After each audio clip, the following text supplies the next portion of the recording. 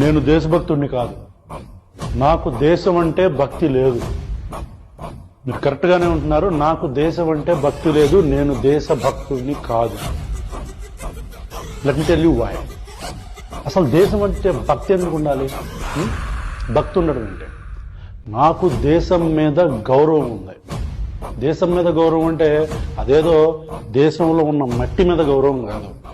దేశంలో ఉన్న మనుషుల మీద గౌరవం. అంటే కులాలు, మతాలు, ప్రాంతాలు, వర్ణాలు, వర్గాలు ఇవేమీ చూడకుండా మనిషిని మనిషిలా చూస్తూ మనిషిని మనిషిలా గౌరవిస్తూ ఉండటం, అది నేను దేశానికి ఇచ్చే గౌరవం.